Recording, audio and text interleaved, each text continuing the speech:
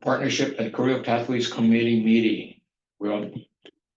We have a full agenda, so I'd like to call the meeting to order at 1:00. My name is Carrie Mascher, chair of this committee, and I would like to acknowledge my committee vice chair, Lorna Wu. Hey, Lorna.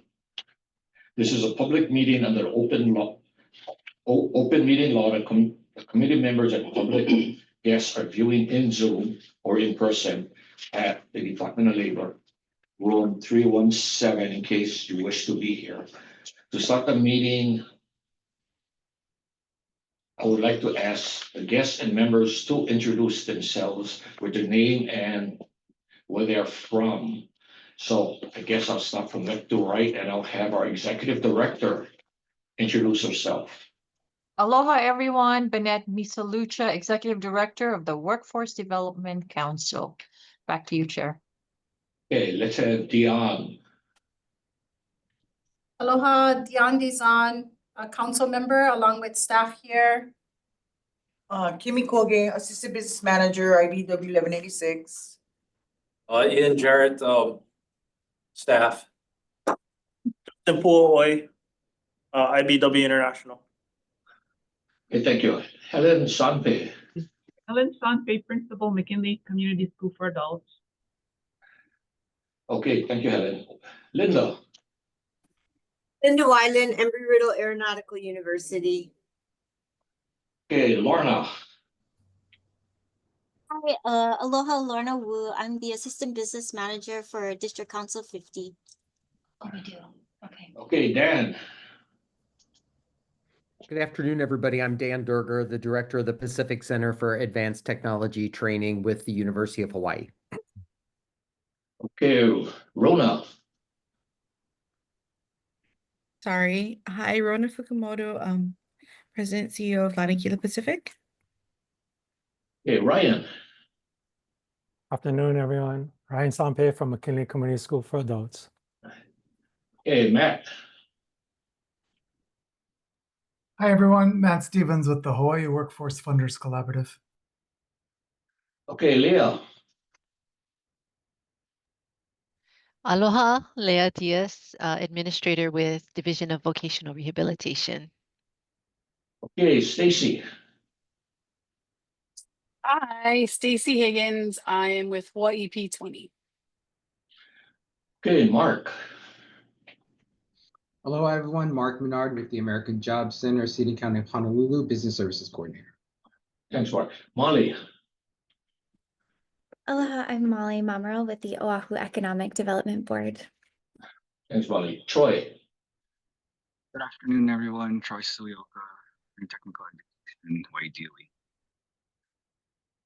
Okay, Vanessa. Good afternoon, everyone. Vanessa Rogers with the Chamber of Commerce, Hawaii. Okay, Janet. Janet Davidson with Chaminade University. Okay, Crystal. Aloha, Crystal Garin with the Workaway Youth Program Business Services Coordinator. Okay, Rosella.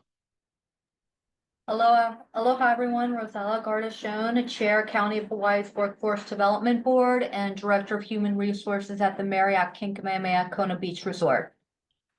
Okay, Harrison. Hi, good afternoon. My name is Harrison Koronishi with the Oahu Workforce Development Board. Yeah, we are looking. Susan. From IA High School. Hi, yeah, Susan Gonzalez from IA High School. Hello. Thanks. I have one that just says guest. I don't know who that is. We also have two staff members. I have them introduce themselves. Evan. Yes, Evan Palmer, WDC staff. And Kelly Kitevis, WDC staff in Quebec. Did I miss? Did we get Janet? Yes, Okay, we did. okay. That is from Chaminade. Okay. Okay, and we have our esteemed guest here, Elizabeth. Introduce myself. I'm Elizabeth Jimenez. I'm an author. I work at UH as an instructor, and I am the author of this project that we're going to share with you today. Hi, Dina. Okay, thank you. So, oh, I see Dina. Dina, can you? Hadini Yoshimi, Hawaii Language Roadmap, UH Manoa. Okay, did I miss anyone? I think I'm good here. Okay. One of the things that we've changed, and okay, I see Shelley Ihori. Shelley, introduce yourself and where? Hi, good afternoon. My name is Shelly Ihori from Hawaii Pacific Health. Thank you, Shelley. Okay, one of the things that we changed is that we enabled chat. So if there's messages or something that you want, we can use chat. The prior meetings, or it's up, I don't know how long, we have not been using chat. So now we can, it's enabled. Let's see. We'll start with our presentations. Thank you for introducing yourself. Let's get started. We're lucky to have two presenters or two subjects. We have Elizabeth, who's a former paraprofessional turned bilingual English teacher and an adjunct professor of education. So I think Dina would be interested in this because it's right up her line because she's with the Hawaiian language. Hold on. So we'll have Elizabeth. Okay, and do we have the PowerPoint? Yes, it's up right now. It's being shared. Oh, it is? Yes. And I can't see it. Oh, it's right there. Oh, That's not mine. Oh, okay. Is that the right one? I do apologize. Let me go ahead and take that out.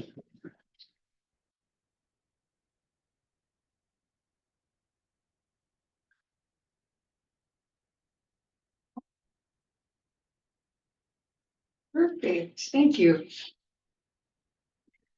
Sharing screen on the tab. So good afternoon, everyone. As you look at the slides, one of the things I would encourage you to do is jot down my contact information because I am very happy to work with, meet with students, teachers via Zoom and do an introduction of my books and talking about this project. So that's something that is available to you. Okay, so I'm introducing to you the Multicultural Artist and Author Project. And it says Learning Language by Writing Children's Books. Now, I am an author of children's books in Spanish mainly.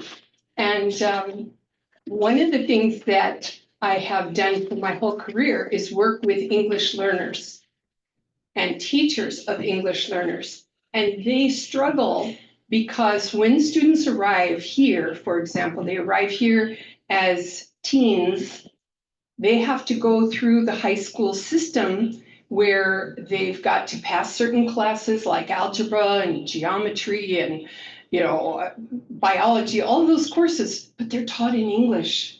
And so the students have some difficulty with that. And so they oftentimes will sort of turn in on themselves and say, gosh, I'm not very smart or I'm not very capable.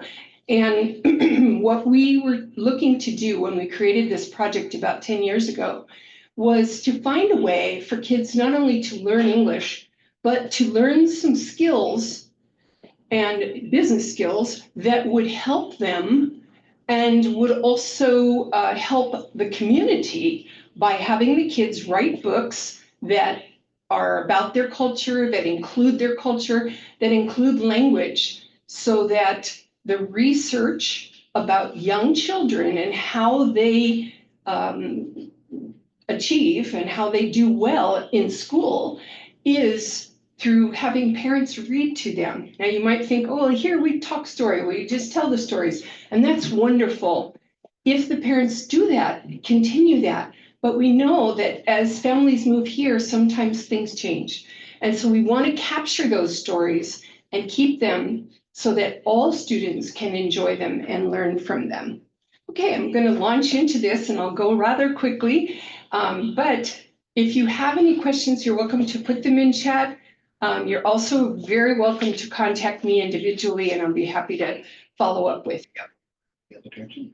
Excuse me, the other direction, okay. So I'm sharing with you the launch of this project. Now, this is a project-based learning project in high school and in middle school. It can be used, and it usually takes a full semester for students. You're looking at my young son, Lalo. His name is Eduardo, but when he was young, he had gone to visit his grandmother in Mexico and came back, as you can see, with his beautiful charro suit. And then this story came about because his grandmother came to live with us and 6 of her children. And during that time, her kids would tease him mercilessly and say, you know what, you're not really Mexican because you're not dark like we are. And he would cry and cry and cry. And so his uncles, who were maybe about 4 or 5 years older than he, they would tell him, look, if you eat a lot of chile, you'll get dark like us and become Mexican.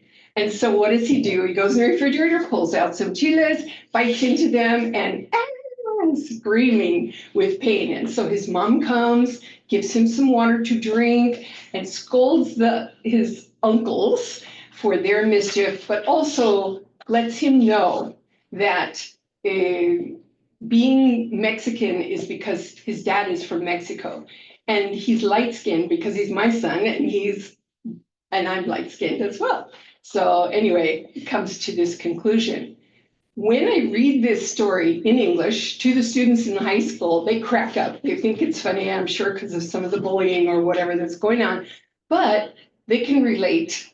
And so I asked the students, has anything like this ever happened? And we start the conversation, and it gets very comfortable, and then they can begin to write some stories about their family and themselves and so forth, okay?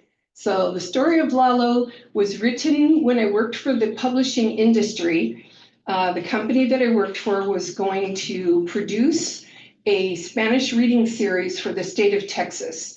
And they had many books, but they were all from Spain and Argentina and places that our students were not from. And so when I wrote this story down, all of the editorial people loved it. And the head of the editorial said, can't publish it. It's about skin color. And I was like blown away. What?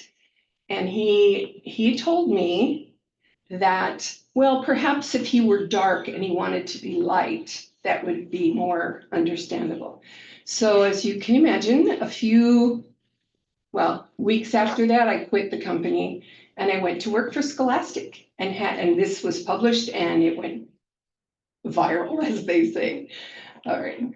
So the first thing we do in the project is to come and visit the students, whether it's done remotely or done in person. This is at Waipahu High School about 9 years ago in the Spanish classes. So we started there because those are students who are studying the language. And you might think, children's books, that's kind of like embarrassing for older students. It's not at all, because we're making the case that we need books written that will be for their own children, for their brothers and sisters, for the community.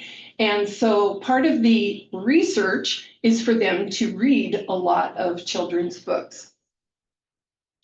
After we do this, then I share with the high school classes some infographics that come from the University of Wisconsin, where they every year collect books from the publishers. And they, as you can see, they categorize them to see which ones have characters or were written by people of different ethnicities. And the largest group, the one where the books are towering over the others, is in 2012, this infographic was created. It says that Caucasians were 93% of the characters and writers. So I asked the students, I said, look around the classroom. Is that the makeup here? And it's like, no. Okay, look at these other categories. Does that work? No. All right, so we just looked at other years, 2015, and you think, oh, wow, it got better because now it's 73% white characters. Well, these other categories didn't grow very much because they created a new category called animals, trucks, inanimate objects, etc. And that was 12.5%. So very interesting. And then now we have 50% in 2018 of white characters and writers. And we are getting a little bit of a bump, but the second category of the animals, toys, and trucks is at 27%. So they are really growing like crazy. And I said, you guys, we have to grow these. Which category would we represent? And we talk about Asian Pacific Islander and Asian Pacific American. And then I tell them, when you get data, you have to really break it down. So we break it down. The Asian category could include Chinese, Japanese, Filipino, all these different ethnicities, and then look at the Pacific Islanders. In the year 2021, there were only 8 books written by Pacific Islanders, and 6 of those books were about Pacific Islanders. So you guys, we got to get on this. Okay, so the next question the students always have is, well, how much money do you make doing this? And so I've laid out here, just if you are working for a large publisher, you're not doing any of the printing or distributing, anything like that, the royalty, and they learn a lot of new terminology, the royalty is 3% for each of us, the author and the illustrator. We each get 3%. And so I did the math for them, and they could see, that's not very much. So how can we earn more? Part of this project is a whole marketing component. And they learned some very basic things about marketing that not just apply to writing books, but apply to any industry or any work that you're involved in, okay? And how do I get published? They want to know that. Certainly online now, we have many, many tools. And some of the books that the students created, we printed through Canva. We used, in other ones, we used Microsoft Publisher. In others, we had a literacy grant, and the students' materials from Waipahu High School were printed as real books, and they're beautiful, and would love to see them distributed further. Okay, so here are 3 of the books that were published in Waipahu High School. And many of them are in English on one side of the page and the home language on the other side of the page. So suddenly now we're seeing, oh, there's a story here in Samoan. Here's another one that's in Ilocano. And so this is really a very wonderful treasure for the schools and for the libraries to have. Now, here are some students who were given scholarships. The kids who participate in this, when the books are sold, they don't get the money and the royalties like we do in the textbook industry or in the book industry. They receive scholarships. And so here's an example of that. Okay, so I'll quickly finish the different modules that are part of this program. Because we do get many newcomers, kids who are really new to the language, the first module is a concept book. Concept books are those like ABC books, 1, 2, 3 books. They don't have a plot, characters, and setting, so they're easier for the students, and they can pull in something they love. Give you some examples. So here's some of the girls at UH. They're putting together and brainstorming about holidays in different cultures. This is a book that was published using Canva, and it's from Waipahu High School student who is a newcomer, and she is part of the Academy of Health and Medicine, I guess, that they have at the school. So that's part of her learning. And so she wrote hers, the Book of Body Parts. And here's an example of a page. A word that starts with B is brain. A brain is for thinking. And then down below, you see the Tagalog translation.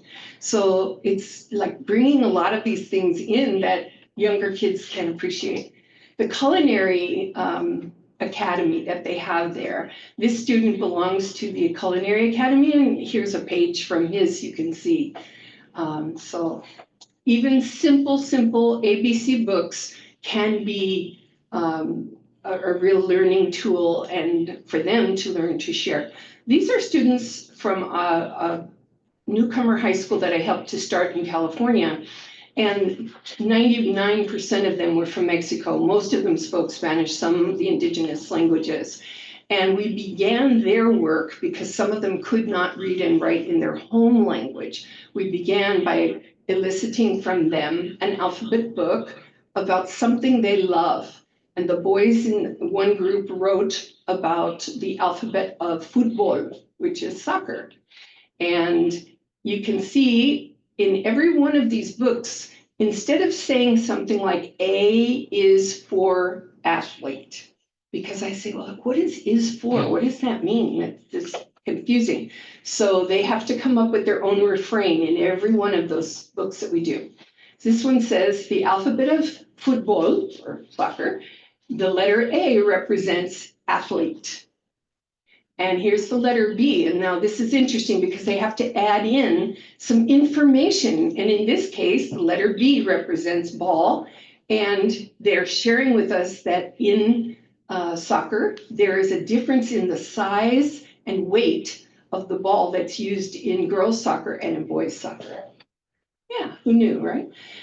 We teach them about manuscript with art specifications because for me, I don't draw, I don't know how to paint, I don't know how to do the illustrations. So here's my manuscript. Over here on the other side is what the student, or what the illustrator needs to know. Because if I say draw a 6-year-old Mexican boy, I'm going to get a different picture than what I'm looking for this particular story. They also learn about translation, and literary translation is different than literal translation. Literal translation, here in Spanish, we say, yo soy Lalo y tengo 6 años. I'm Lalo and have 6 years. That's how it would be literally translated. And a literary translation is, how does it sound good in English? I'm Lalo and I'm 6 years old. That's the way that that works. So the students are learning a lot about English and about their own language as well. Compilations, these are books that are, again, no plot, no characters, no setting. This is taking things like idioms, you know, those funny sayings we have like he kicked the bucket or in a pickle. These are idiomatic expressions. They're very hard in English. They're very hard in most languages, but in English, they're really difficult to know what they mean. So the kids can do a compilation, that is, collect some, tell what they mean, and by doing that research and compilation, they're learning a tremendous amount. This is one of my compilations. It's called El Corazón Sincero, the sincere heart. Now, on the front page, or on the cover, is a picture of a heart, and it is full of numbers. Okay, and the question that is asked in the story or in the book is, what is this? And the answer is, it's a heart full of numbers, but it does not have a 0. So in Spanish, we say sin cero, means without 0. So it's just a little pun, play on words, and a very good way for students to compile things that are culturally familiar. This one is important to me, and it is the module on service. And the students in our project get to learn how to make recordings for the blind, which is through the Library of Congress. And in order to do that, they have to practice and practice and practice, and read with intonation and pausing and learn all of that, which for newcomers and for kids who are native language speakers, that is not an easy thing to do. The next 2 modules are on marketing, and we have a whole system to teach them about how to expand your market. Now, here's an example of how to increase your revenue. Many of you may know The Very Hungry Caterpillar. Well, The Very Hungry Caterpillar by Eric Carle, he's got a Christmas version and a Valentine version and all these different licensed items. Okay, so I'm going to skip these over. And then the last few, the innovations, we take a story like the Three Little Pigs, and then it gets changed to the point of view of the wolf or different characters. And over here we have the shark chasing the three little fish. And parody, which is a very sophisticated idea. And here we've got some very familiar books for youngsters. If you give a mouse a cookie, if you give a mouse a brownie, if you give a moose a muffin, and the last one, I can't see it, but if you give somebody an iPhone, okay, Give a mouse an iPhone. there you go. Social and legal compliance issues. This one is fascinating because the kids get to take a look at something that was done in Oakland, California by the librarians, the public librarians. They looked at children's books in terms of how police were portrayed. And the children will tell them, hey, that's nothing like our life experience. And so that brought about a lot of discussion and how do you portray them. The other thing is having them review their textbooks. So let's say if they are studying biology or if they're studying social studies, they have a textbook, and these are some things to look for in the textbook that may or may not be represented, or they may be represented incorrectly. And then the final ones are the kids create a literature award, a children's literature award, so they have to review the Caldecott Awards and different awards and the criteria and how they're selected and so forth, and then create their own children's book award. And finally, the culmination activity is an exhibition or trade show. And they get to make their own business cards, a little flyer, they get to share their books, standing there with people who come through the trade show and appreciate what they have done. So as you can imagine, this raises the self-esteem of our students incredibly and gives them a lot of motivation to contribute something very positive to their own community and to their schools. Thank you. Thank you. Okay, thank you. Very, very interesting. Do any of you have any questions? So for me, my question would be, what schools are you? I know you went to Roosevelt and you're working Yes. with Roosevelt. What other schools? Waipahu High School was the place we started and have continued. They have a wonderful English learner coordinator there, and they do a great job of continuing this work. And I just come in for free and visit with the students, find out what's going on, what do they need help with. And they've published a number of books. So Yeah, I know Waipahu, they actually have a broad language program and they have yes, one language per academy. So every academy has their own. I think some of them may even have two. So they probably have the biggest broad language program. they do. Of And any schools. which is wonderful. But this also, where I've focused is on English learners. So if a school doesn't have a lot of world language classes, the English learners who arrive, who, they need some help and support. Okay, I see Dina has a question. Hey, Dina. Hey, thank you so much for the presentation. I'm wondering if you've worked with any of the adult schools. I think it's fantastic for the kids. I think the adult schools might also benefit because adult stories have their own kind of community and their own connections, and that might help the community also understand. That is a great idea. I have not. I live in Palolo, and there is, a community center there. And we have talked just a little bit about doing this, like during the summer or during the, afternoon, evening, something like that. But I would love for those of you who are here and listening and, Okay.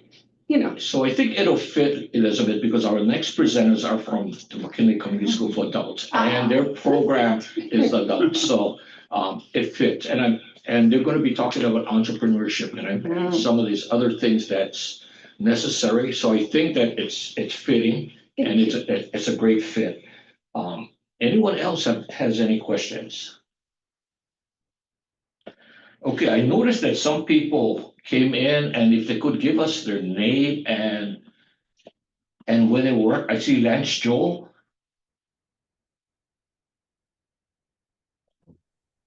Aloha, Lance Joe, McKinley Community School for Adults Vice Principal at Moanalo and Kauai campus. I also see our new chair for the Oahu Workforce Board, Chris.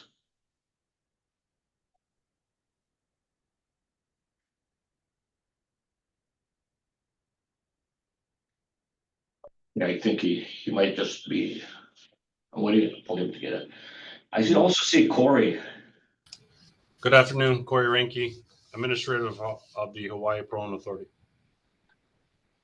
And I see Leala.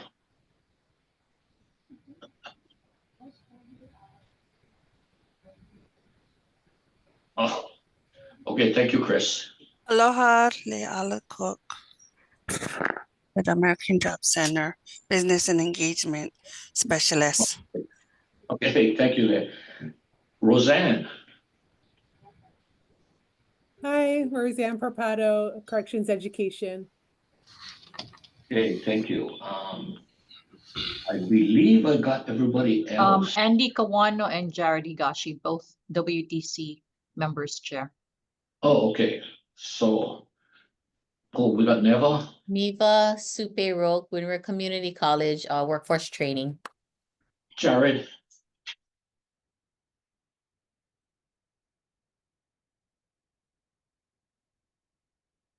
Jared.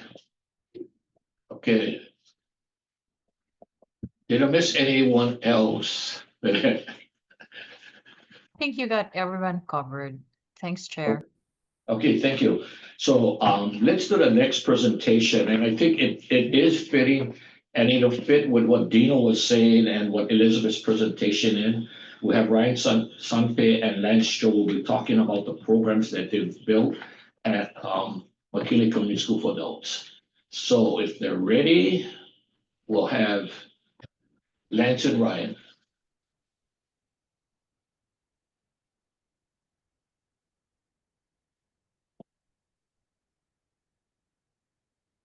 Good afternoon, everyone. I think Ms. Sampe was going to start us off. Or should I just start? Yes. Okay, sorry. Good afternoon, everyone. Can you guys please do me a favor first? Can we take a look at, can we split your guys' screen? If you guys are on a computer, if you don't mind splitting your screen. Sometimes it's a little hard. It's distracting for me when, you only see the actual presentation and then you don't see the speaker. And then I think it's a little easier if you want to have some conversations this way. So step one, I guess if we could split the screen and then go to the email that Kelly sent out. It was, she had sent this email on May the 2nd. And this email went out to everyone. And then under the date and the time and the Zoom meeting link, there were two links. One was a PDF and one was a link to the Career Foundation's website.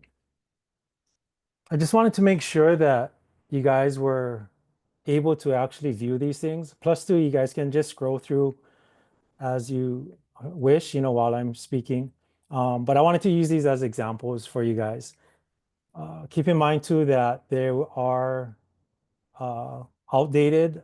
I think we have 2 or 3 more books that we are almost complete with. So we'll have those up and running pretty soon. So I think everybody should be okay. I'm just gonna begin if you don't mind. So again, Ryan Sampe from McKinley Community School for Adults, and thank you for giving us time today to share our Career Foundations program. Just a little background. With this Career Foundations program, it started about 5 years ago, and it was in response to community requests with workforce and actual parents and the community asking for more support in one specific area. And that area was what they refer to as soft skills. We'd go into these meetings, workforce meetings, work with partners, and we would always ask them, like, as a supporter, you know, in terms of us working with adults, then them going on to you guys, like, what can we do? What is the biggest way we can help? And 100% of them had actually asked for soft skills, which we're kind of referring to as professional skills these days. They would just give us examples like they're not ready to work, they're not showing up on time, you know, they're not having the problem solving skills, they're giving up easily. So these are just some, we have a lot of examples. Those are just a few examples of what they had asked for. And it seemed like it was going to be a daunting task to put together this class, you know, just based on professional skills. But we got together, formed a partnership with a few other people, and we started working on it. The things that we kept in mind is we wanted to support the widest amount of learners possible. Like with the smallest amount of resources, what would be our biggest impact? Like, so we kept in mind, like from K-12 to college to actual workforce, and like, how can we put together a program, design it, and then implement it statewide? So if you guys was able to split your screen, could you please click on the link that's called Final Sample for Hawaii-GED? And thank you, Kelly, for converting it to this OneDrive. It was in a Google, it was in my Google, it was in a Google Drive, but she converted it, so everyone should be able to just click on it and be able to take a look at the sample curriculum. It's also in the chat right now. Okay, thank you so much. So this is just a sample curriculum of what we have. And if you scroll to page 4, there's a lot more information that you guys can take a look at later. But if you scroll to page 4, that's the first table of contents for Build Your Skills, which is professional skills, also known as soft skills. We've built a program with lessons based on, you know, passions, interests, curiosities, talent. Like that's our whole first unit. Our first unit is basically the whole social emotional concept, making sure that we understand what the student needs are, what their interests are, you know, just tapping into that kind of thing. Then we work on, you know, critical thinking skills, problem solving, and then they start working on a project because part of this book, we offer two things in combination with this. One is a community-based project, which is basically the hands-on portion to the things that they learn in class. And or if they're at work, we offer an individual development plan, commonly used in the mainland for students to take these concepts and implement them with a supervisor in their workplace. So then we move on to communication. You know, we feel communication is important, the teamwork, collaboration, effective communication. So these are all things that we've actually met like with community members like week after week to ask them. It wasn't something that we just pulled out of the air. It actually came from the input of many community members that voiced their opinion that they felt this is what is needed. This is how we could help our students benefit in the workplace. And then the last one for this unit is commitment. So things like professionalism, productivity, connection, and service. So this is in a workbook format. And if you scroll to the next page, oh, sorry, 2 pages over, page 6, it will give you an example of what these lessons could look like. So there's a setting goals with SMART goals lesson. So it's just a sample lesson. Skills. And if you keep scrolling to the next page, it'll also, so page 8, you'll also see what we did is we created facilitation guides because we wanted to be able to help replicate this program statewide. We also created a facilitation guide that we felt a good majority of adults, if they were able to read this material, they would be able to help to instruct and present to students. I mean, ideally, would want a teacher in, you know, the capacity to be able to do it, but we understand that we're so short-handed with a lot of employees these days that we wanted it almost like a self-study book. So we have a student book and we have a teacher facilitation guide for every book that we have. The other thing that we do offer is that there is a special education and a regular education version of all the books that we have. We've even went into customizing books for like Roseanne. Roseanne's here today. We've done custom curriculum for corrections, and they're using the same material but catered to the specifics of what Roseanne wanted for the students that she works with. So that is Build Your Skills. Basically, again, program designed to help with professional skills. We are on version 2. So what you see here is just still version 1. Version 2 is updated and should be ready and available in the next month or so. So the next thing that we thought about is, okay, well, you know, the students would know, sorry, I'll just stop real quickly. Any questions just based up to this point? There's a few books. I just wanted to stop just in case there are any questions. Okay, so next one would be, if you scroll to page, let's see, page 12. This is Build Your Bank. So the next one we talked about was we were inundated with people asking for financial literacy. Like, okay, our students are going to work, but without financial literacy, it would be hard for them to be successful adults if they weren't able to budget their money, save their money. So the next project was financial literacy. And again, we have a regular education version, a special education version. On page 12, you'll see level 1. And if you scroll through this, again, sample exercise to the next pages. On page 17, you'll also see like how we tie it into the standards. All of our future curriculum is all standards based. And then if you scroll to level 2, page 20, level 2. So regular ed has 2 versions, a level 1 and a level 2. Kind of like a high school and then maybe like a college level or two high school levels. You know, it just depends on the students that you're working with. So again, page 20 would have all of the topics that we talk about in level 2.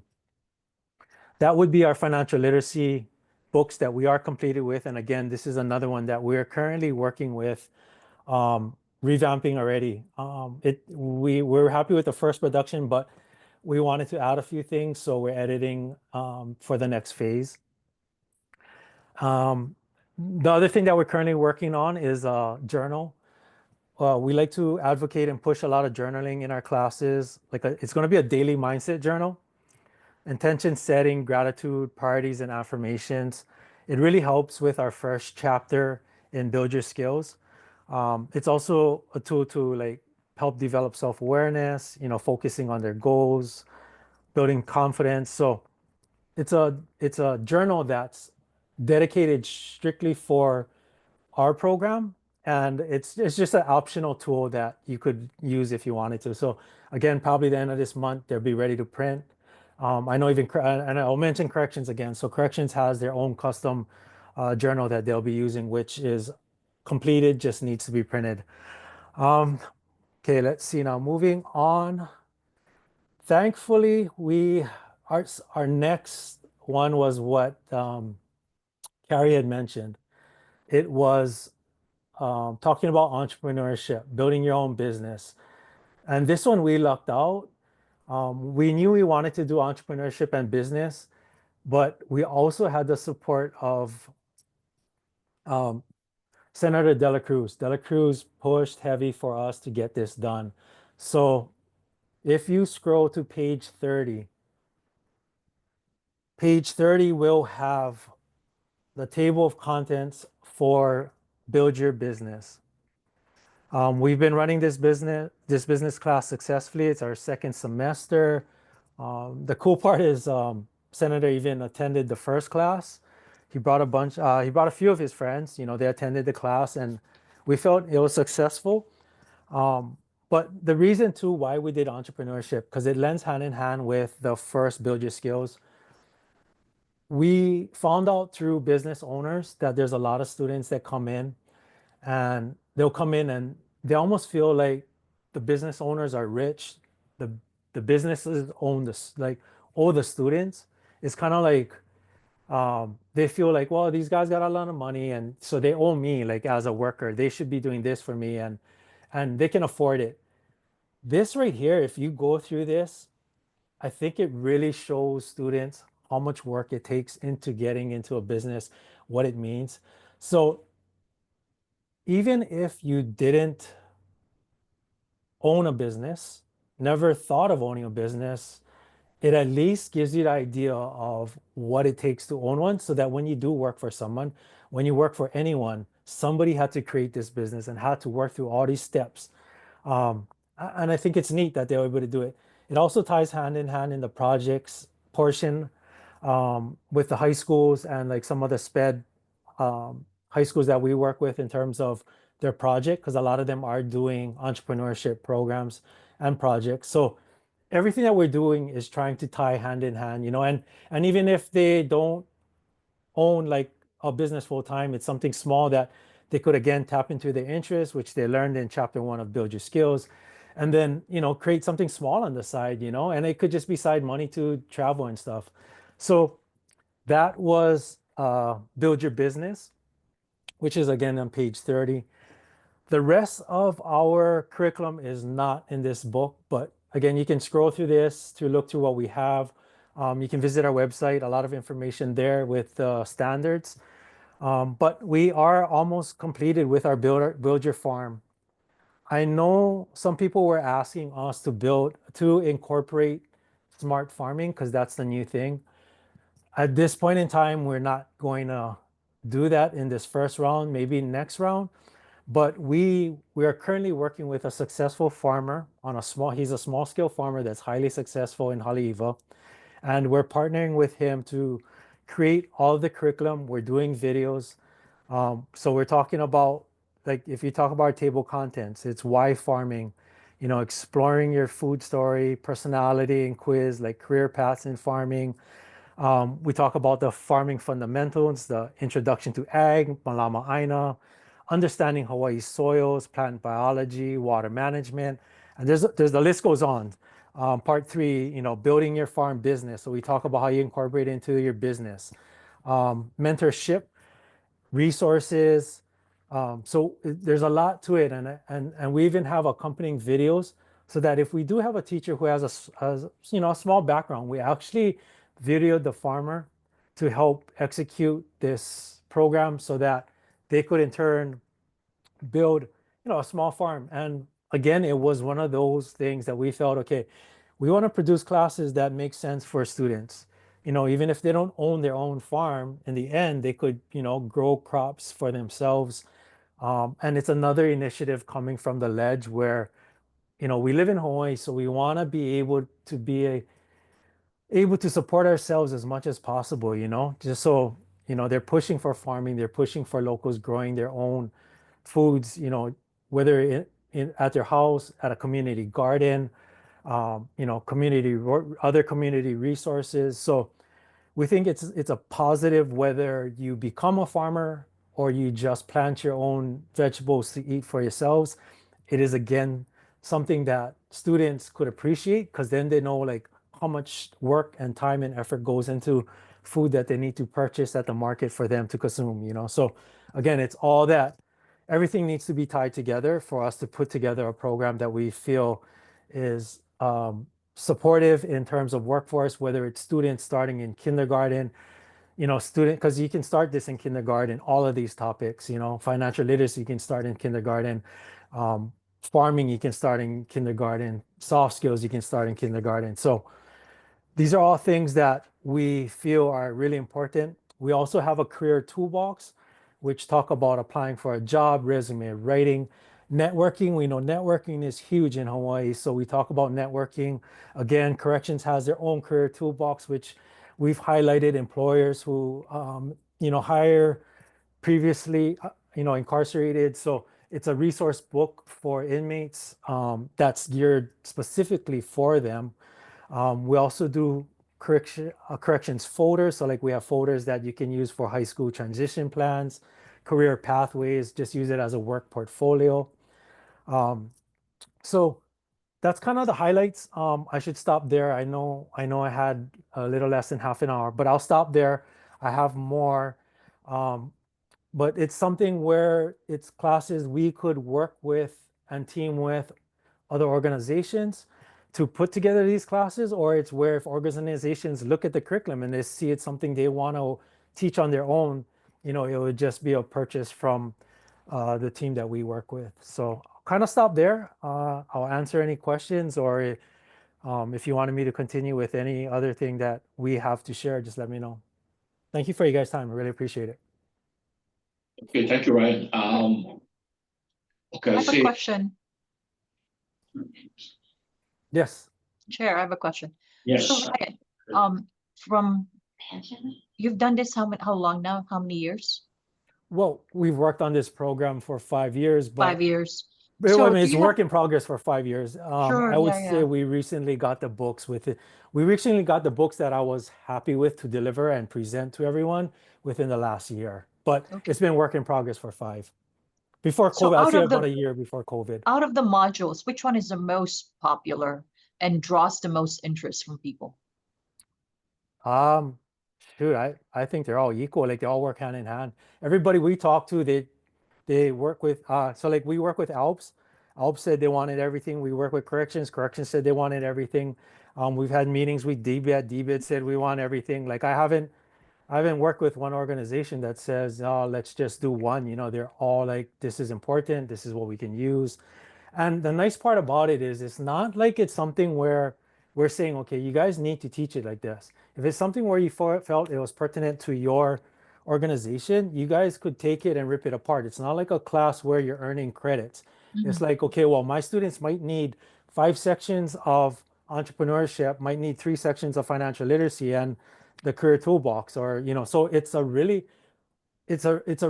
The whole intent was Flexible. everybody was asking that these are things that they felt was lacking. They felt that they wanted to educate the public. It was a way that our team felt, how do we deliver this? How do we even bring the framework? How do we get people talking about it?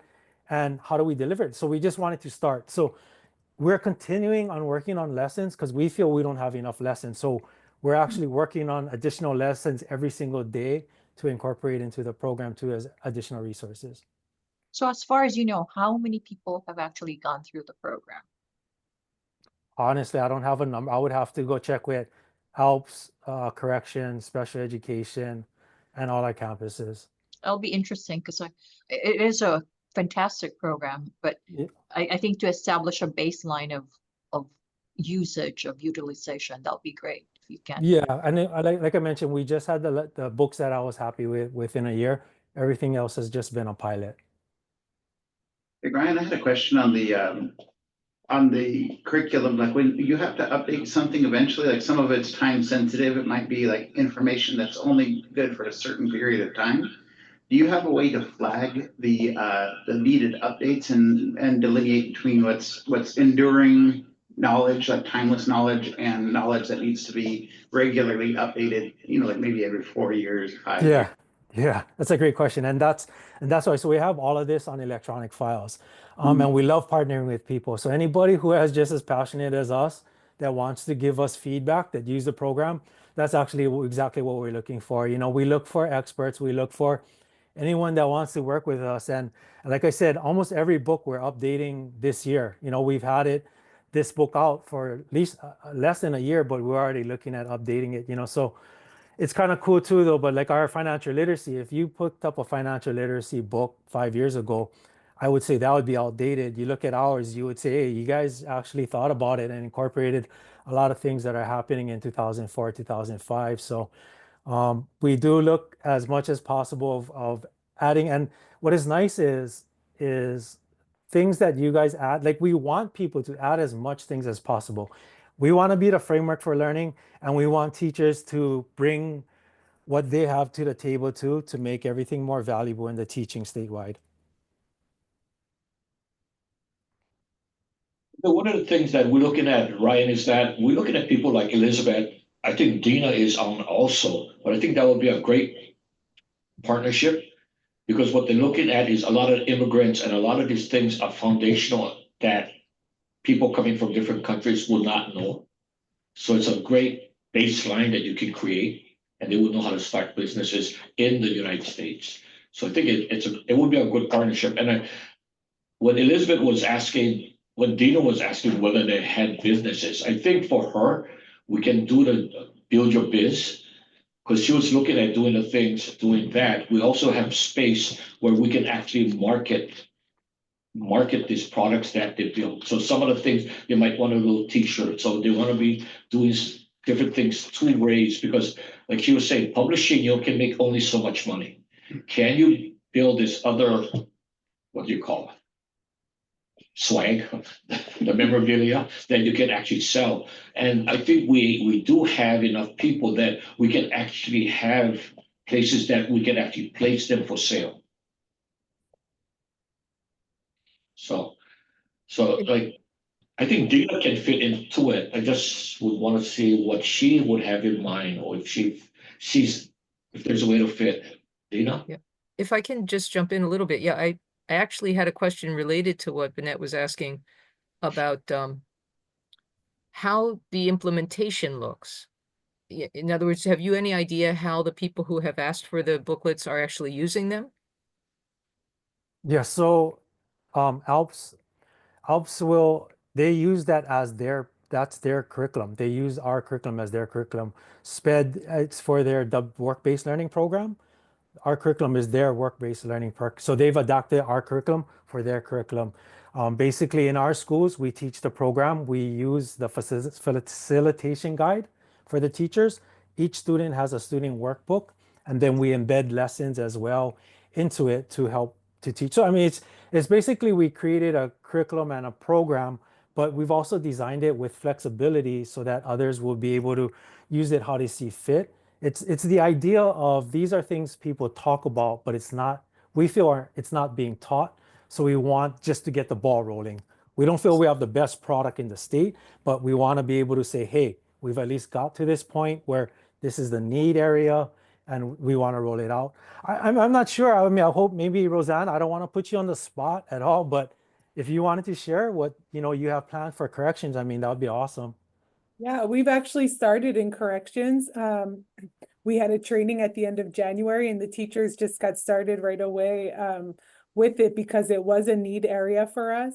And it's been going really well. So far, all of the feedback is positive. The students are thankful. The workbooks are very specific to some of the issues and needs that they have. And that was great working with Ryan and with the authors of the curriculum as well. They really listened to what our needs were.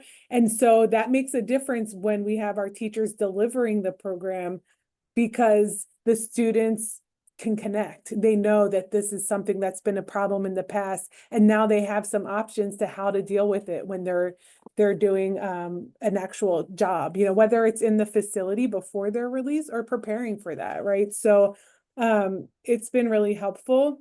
It's in the early stages. Like I said, we just started classes, our first semester of classes in February with the curriculum, but so far it's been good. We are having Build Your Skills be the prerequisite to the other programs, Build Your Bank and Biz, but we do have those books as well. They haven't started those programs yet because we're starting with Build Your Skills first. But we're using it across the board. And so what would happen is that when people move on or transfer to like a minimum custody facility, they will already have Build Your Skills. And so there will be more time to do the Build Your Biz or Build Your Bank classes anyway. And so we're really excited about the program, actually. It's been going well so far. And like I said, it was a definite need area where it was like, okay, if I can't get a contractor to come in and deliver these services, I need my staff to have something to work with, and so this provided that for us. It's been great so far. If I could add something in, Ryan, when Ryan refers to ALPS, that's alternative learning programs, and when he talks about SPED, it's special ed. So a lot of you might get lost in the acronyms, but he's doing alternative learning.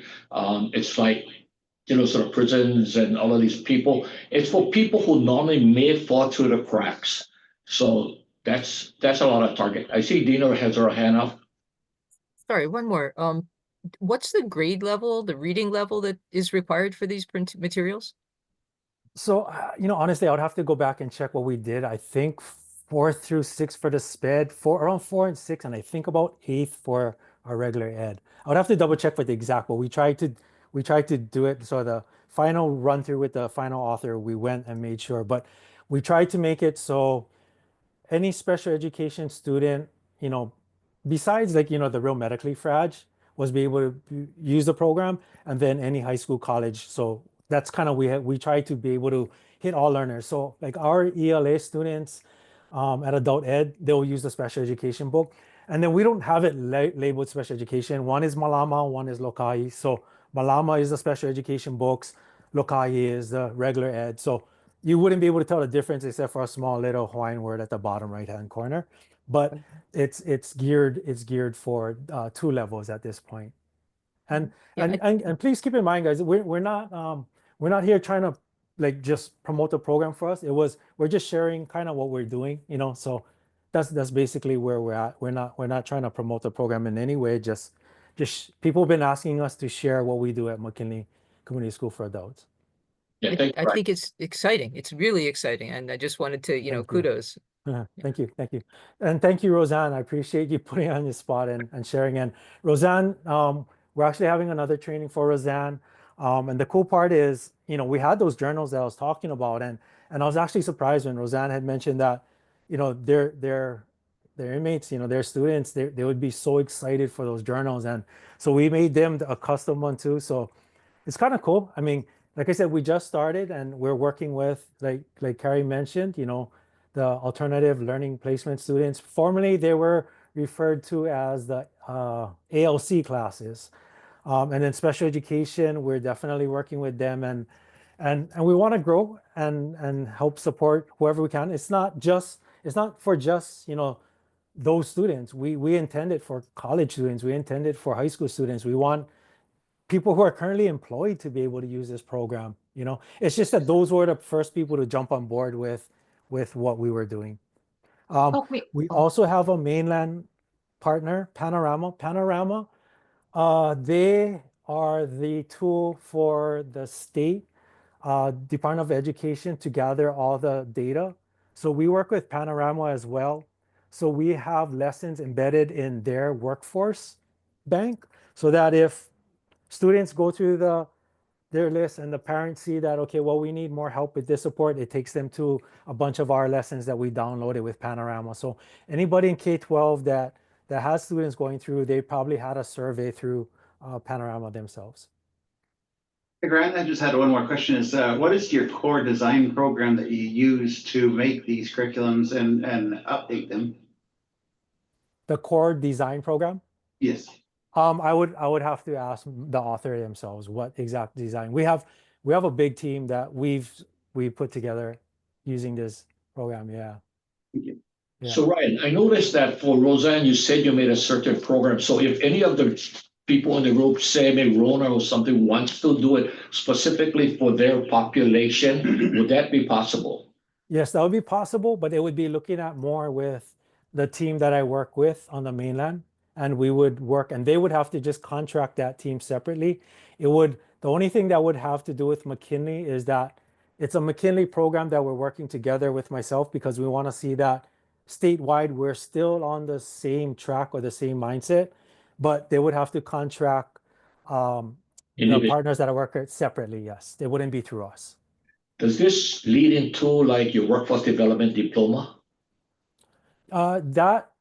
Yeah, we can definitely talk about that, and I think Lance can mention some things about it if there's any interest with the workforce development certificate. It's a certificate now, not a diploma. Yeah. Is that where you guys want to move on to? Let's see. How much time do we have? We have some announcements. We have some time? We should probably keep moving. Okay. If we have any last minute questions, I know that Nanette would want to give her report. So any other questions before we let them go? I can always have them come back again, and maybe on the workforce development certificate, we can have Lance do another presentation at some other time, one about another meeting. Or if Dina has something that she wants to, I know she got, her brain is always moving, so I know she got some questions coming in there, because it's like, how can I use this for my people? So. If Yeah, nothing, it'll be perfect. Sorry, real quick though, it'll be perfect, for ELL, and that's where I want to push in high school is the ELL, because they could do it projects. They're project based and interests. Like if they tap into their interests, and that's what we want to do, and do their projects. Even if their language, like they came straight from China and they came in and they're like in 9th, 10th grade, at least we can give them that project instead of just dropping out of high school. So I agree. That's where I want to push that 100% too. Thank you. okay, and I think Elizabeth's program can fit into Dina's, because if they're looking at how do we make that, how do you make English more understandable in a way that their parent language or their original language is connected? So I think that would be a good fit. So we'll connect you later. Any other comments or questions before we let Ryan go?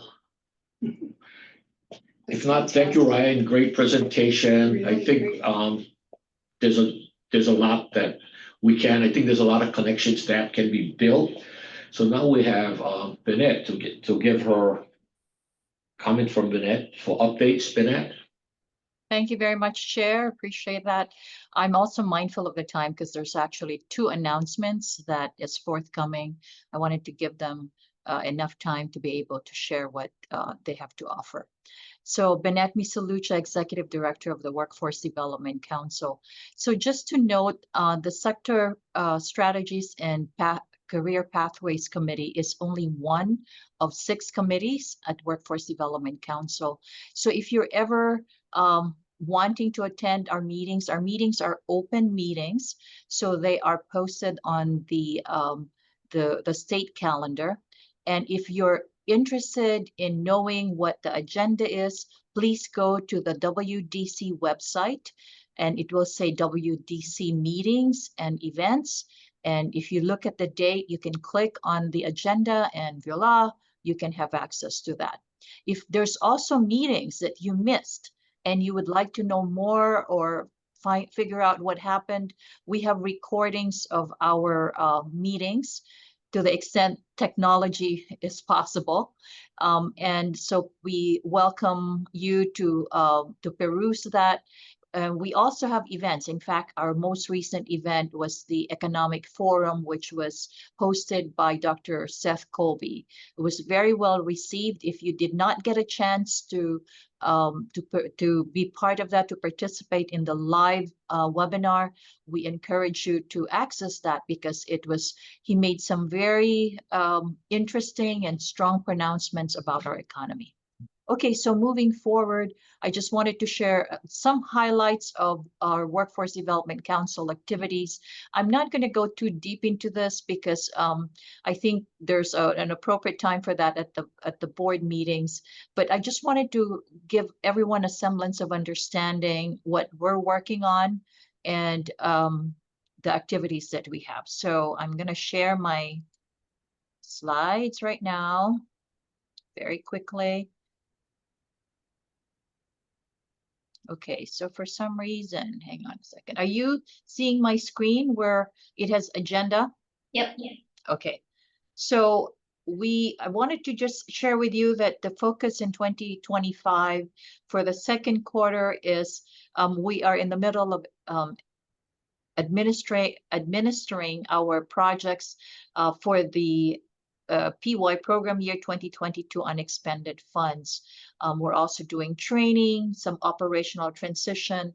The implementation of the state unified plan is a big one. And at the end of the day, we're trying to build capacity amongst our local boards. And a lot of it is continuing on to the third quarter. These are some of the projects that I talked about. And again, I'm not going to belabor the point because I've talked about this in many committee meetings as well as this particular committee. So here's an update on our implementation of the unified plan. We had our catalyst teams that met for the first time. They're likely to be meetings for the second time, but we're all building up to the Synergy Summit that's happening on July 9th.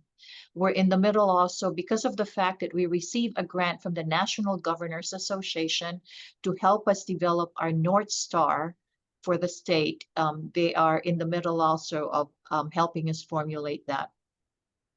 So this is how the Unified Plan implementation is happening. And I just wanted to underscore July 2025, which is when the North Star is expected to be unveiled. And at the end of the year, we're hoping to give a report to the governor on the implementation. So we have several meetings happening. As I mentioned, July 9th is our Synergy Summit, and the Future of Work Conference is in September, which coincides with September being the Workforce Development Month. And with that, I turn it back to you, Chair. Any questions? Any questions? Okay, hearing none. Thank you, Bennett. Now we have announcements. We have the chamber has an announcement. Yes, thank you, Chair. And again, thanks for having me today. I'm Vanessa Rogers, Vice President of Workforce Development here at the Chamber of Commerce. Just wanted to share that we're really excited to, for the first time ever, bring all of our sector partnerships together for an in-person convening at the Japanese Cultural Center on May 16th, so next Friday from 4 to 6 p.m. Hopefully folks have seen some information about this somewhere, but if not, I just included in the chat the link that you can register if you are interested in joining us. And what you can expect on that day is that we will have 6 of our sector partnerships represented. So healthcare, IT, creative industries, clean energy, our newer sector partnership, transportation, and also natural resources will be there. Each sector will have an opportunity to provide an update around something that they're particularly proud of over the last year. So whether that be a new action team that they've implemented or a different approach to really developing that critical kindergarten to career talent pathway, you'll get to hear a little bit from each sector about some of their key accomplishments and initiatives. We also are really excited that Governor Josh Green will be there to provide some welcome and opening remarks. And then following all of the presentations, we will have time for roundtable discussions. So we have 6 different topics of discussions that will be facilitated primarily by some of the industry leaders that are involved in our sector partnerships. But we chose some categories or topics of discussion that are relatively sector agnostic. So things like outmigration and workforce retention, developing professional skills, work-based barriers to work-based learning opportunities, things like that. And so folks at the convening will be able to choose which sector or which conversation feels most relevant for them and engage in that conversation while also networking with other industry leaders, community partners, and educators that are working within those sectors. So we would love to have you. We have a good registration count so far, around 170 folks that have registered. So we think it'll be a really great event. And thank you so much for the opportunity to share this announcement today. Okay, thank you, Vanessa. Any questions for Vanessa? It's free, right, Vanessa? It is free, and there will be some light poo-poos and 1 drink ticket for everyone who attends. Okay, next we have, I think it's Janet from Chaminade. Thank you very much. I'm also gonna put some information in the chat for another free event. We're not gonna have drinks, but we'll have food as well. So I'm Janet Davidson. I'm our Vice Provost for Academic Affairs at Chaminade, and I oversee our prison education program. Right now, we offer an Associate of Arts in Business Administration at Halava Correctional Facility, hoping to expand that to Saguaro. And we're starting a bachelor's degree in interdisciplinary studies in the fall. We're graduating our 2nd cohort of students this Friday, but as many in the room know, we see the students who earn degree or earn credits and re-enter have 2 biggest barriers of housing and employment. So we're really hoping to try to start to address that employment or employability issue for our formerly incarcerated students who are kind of earning degrees inside again and coming out. So June 25th, 2025, 8:30 to 4:30 on the Chamonix campus, we are holding a Pathways to Meaningful Work Symposium. And again, the hope is to start to find ways to strengthen employability for our students. So this really connects, I think, in many ways with the work that Ryan and Roseanne are doing together. It flows from that pretty well. Our target audience, who do we want in that conversation? Anyone who's got skin in this game, if you will, but workforce leaders, community partners, and correctional professionals to come together again and talk about how we might be able to work together in cross-sector ways to strengthen those employer and or internship pipelines for justice impacted individuals. We'll have a couple of national experts really helping guide the conversation. Two folks from the Vera Institute of Justice will be there to start talking about and really facilitating a discussion about skills gaps in the local economy, local industry, and how programs like ours might help fill some of those gaps. So we intend that to be kind of a two-way conversation. Is there more we can be doing in our programs to help fill those gaps in the community? We also have the executive director from the National Alliance for Higher Education in Prison, who's also going to talk about how he's been able to work with other states, other jurisdictions to facilitate more meaningful internship and employment opportunities prior to release. Right, so helping folks build, folks that are in these kind of programs, build some skills, build their resume, earn some money, kind of the above prison wage salaries, right, to really help further their reentry as well. And then we have also a member from the Department of Corrections in Kansas. We'll talk about some of the successful initiatives around this work that they've been able to do. So again, we invite you all, anyone who you think might be interested in this kind of symposium or can help kind of further that conversation, please join. Again, it's free. The link is in the chat, and you'll probably see email follow-up from me as well. We're really hoping to also have a really good turnout and great discussion to further this these kind of initiatives along. So thank you all for letting me have some time to announce that here. And Bennett, thank you for sending me the link today. Okay, thank you. Thank you. Do we have any other public announcements or upcoming events that anyone wants to announce? Okay, so hearing none, our next meeting is scheduled for July 1st from 1 to 2:30 again. Thank you all for joining. Is there any last comments or before we get last comments? If not, thank you all for joining. And I think I'm going to be hooking up Elizabeth with Dina. So, but thank you. Thank you all for joining. We'll see you later. Bye. Meeting is adjourned at 2:18. Thank you. Bye-bye. Thank you. Very good. You, bye-bye.